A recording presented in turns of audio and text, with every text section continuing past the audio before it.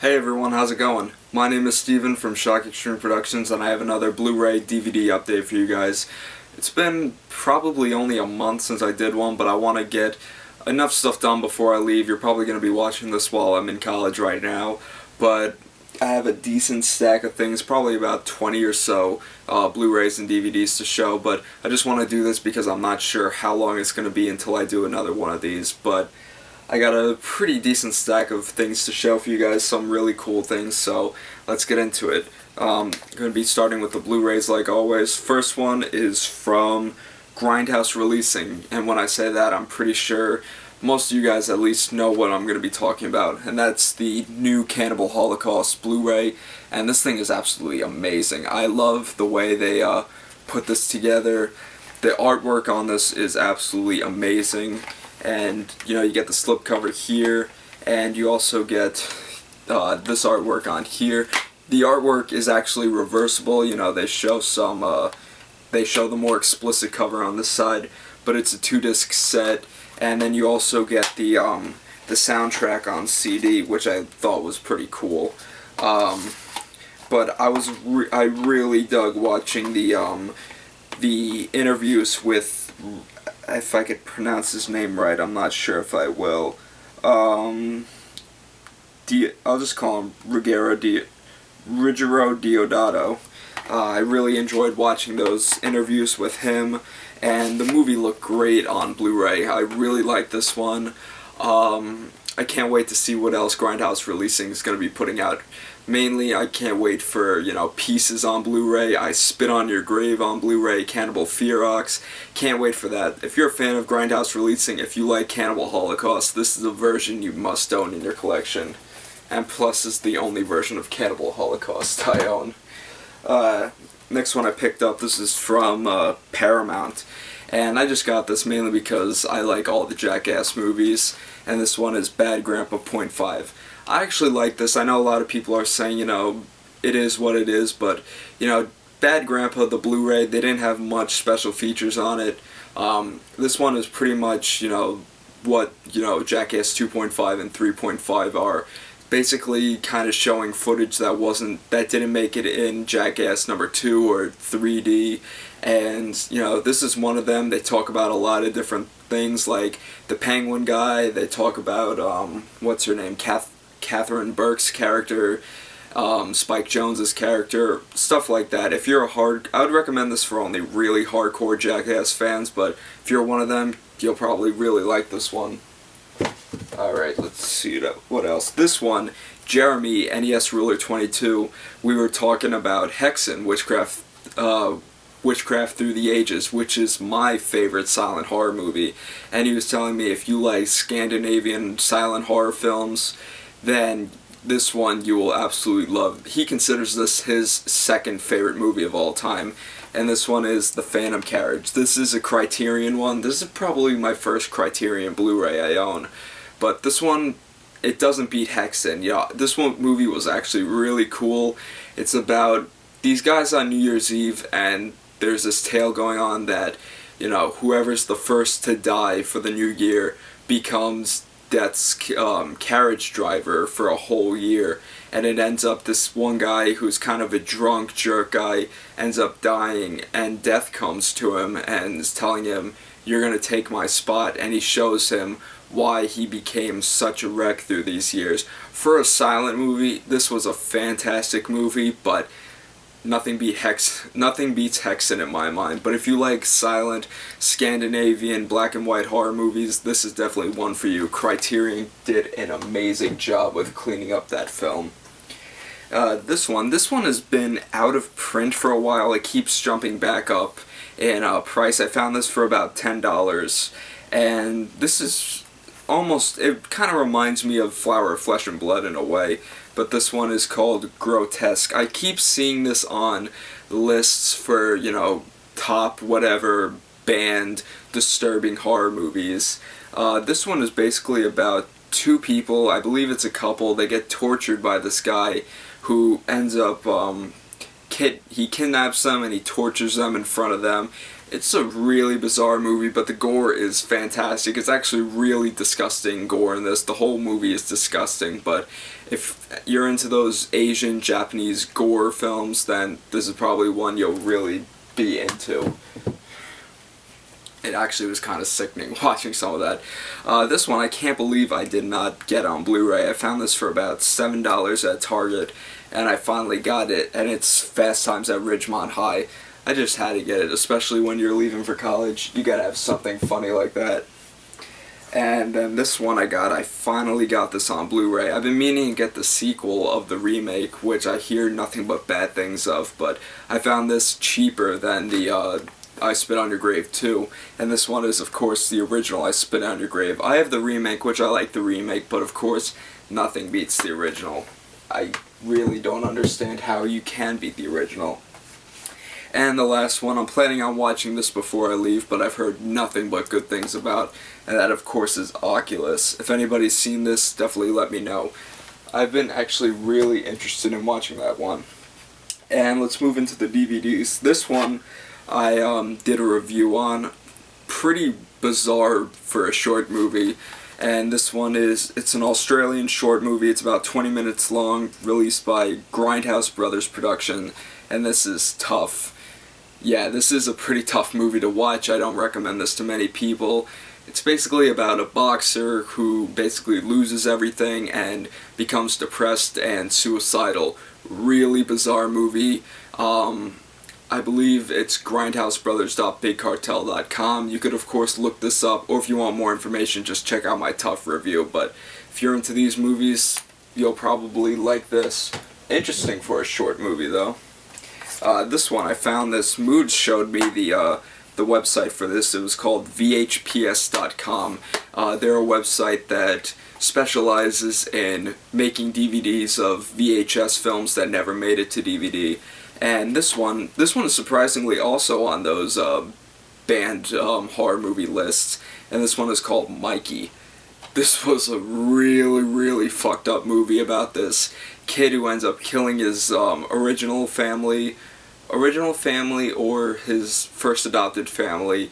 He gets put into a foster home, and things start going good at first, but then things slowly, or quickly I should say, begin to go bad. And it's just a really bizarre movie. If you can find this, I'd highly recommend it. I know the real DVD is out of print, but I would say go to VHPS.com. It's very cheap, very affordable, and, you know, it's VHS quality, but it is what it is. I actually really dug it. And VHPS.com also has a lot of other cool stuff on there. This one I was really, really surprised of. This one is with Jodie Foster at about 14 years old, and this also has Scott Jacoby in it, which I've only seen him in one movie, but this one blew my socks off, and it's called The Little Girl Who Lives Down the Lane. Really interesting movie about Jodie Foster, who claims she lives with her father, and she's basically being bugged by neighbors and stuff like that, and she eventually falls for Scott Jacoby's character. Really interesting to see, you know, Ronald in another movie, but if you like Jodie Foster, if you like, it's not really horror, I would kind of call it more of suspense, but either way, I actually really love this movie. And I thought it was Warner Archive, but it ended up being MGM. It shares a similar cover to The Girl Next Door. This one I had to get because I heard it was going out of print. I have it on a bootleg. I'm probably going to keep that bootleg just because I like the cover better. But this is, of course, Bad Ronald with Scott Jacoby. This one is a classic TV movie about, I believe, an 18-year-old kid. It's his birthday. He ends up killing this one girl mistakenly, and he ends up, you know, burying her, and his mom is like, you shouldn't have done that, we have to do something. So she ends up hiding him in the house. She boards off the bathroom and makes it look like just a wall. And eventually, you know, shit goes down, and I'll leave it at that. Really bizarre movie, really entertaining, great piece of 70s TV film. If you're into that, then I would highly recommend checking that one out. Definitely one of my favorites. This one is another 70s movie. I didn't like this, though, that much. I might have to give it another go, but who knows. This one is called Let's Scare Jessica to Death. basically about a girl who is basically moving in with friends. She wants to get her life back on par, and she ends up seeing this ghost of the house she lives in. I don't know, it just wasn't my cup of tea. I might have to watch it again, but if anybody has seen this and they like it, definitely let me know. Okay, this one was another okay one. It looked pretty interesting because I've never seen a movie like this before, and it's called The Tattooist. I got this at FYE for probably $3. It's about this guy who's a tattoo artist. He finds this ancient Samoan tattoo, tool, and it ends up cursing everybody who he tattoos. It's an interesting story, but the movie itself is okay. Would I watch it again? Yeah, I'd probably watch it again, but if you're interested in... I've never seen a movie like that, so it just struck my attention. This was actually another really cool, I believe it was from the 70s, if I could find it on here.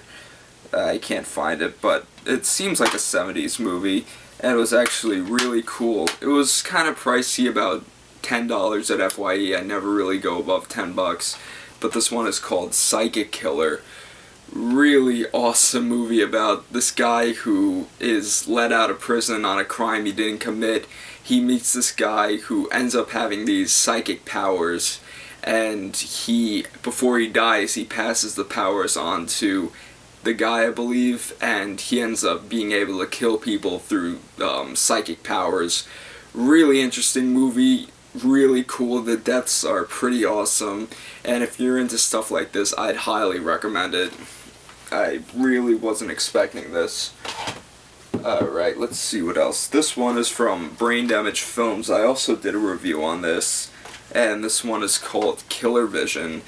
This is an Australian movie about these kids who are in this car accident. The driver was drunk, and it skips to, I believe, months later, and this one kid, Jared, he starts watching these movies, and he sees the people involved with the accident, from the paramedics to his friends, being killed in the movies, and they end up dying in real life. It was actually a really interesting movie. Brain Damage Films actually did a good job when it came to distributing this.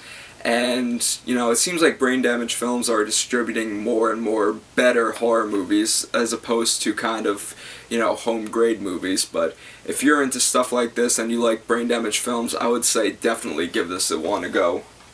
I believe you could also find it on Netflix, VOD, Redbox, and I believe it's being sold at Best Buy, so definitely check it out there.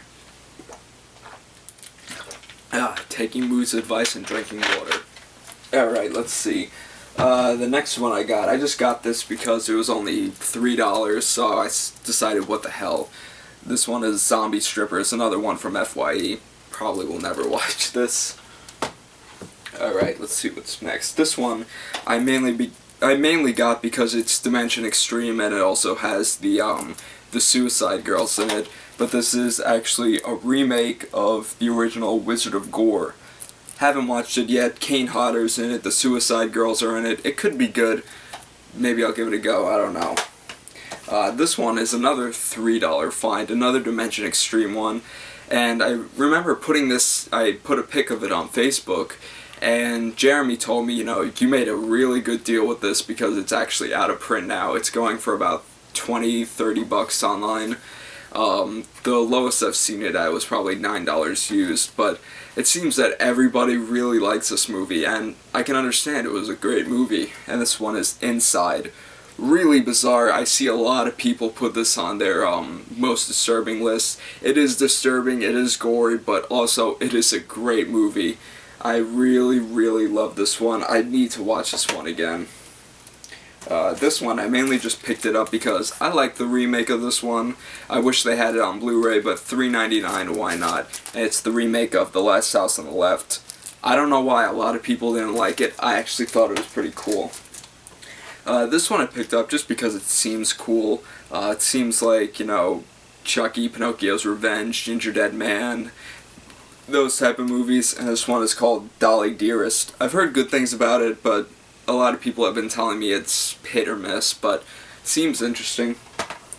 This one I bought this thinking that I was getting a really good deal, but but then I figured out that I was just getting a pretty decent deal, but I thought it was out of print, so that's why I thought I was getting my my money's worth. And this one is 976 Evil. I love this movie. I haven't watched this in years, but I remember really loving this one. Haven't watched this yet, but this is one that Scream Factory really needs to put a Blu-ray out of.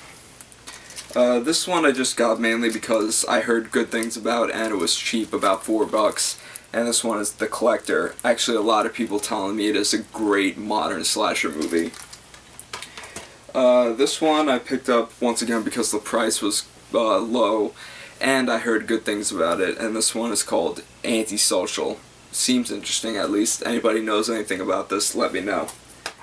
Alright, the next two. I got these directly from the director of this TV show, Sutter, because I loosely know him.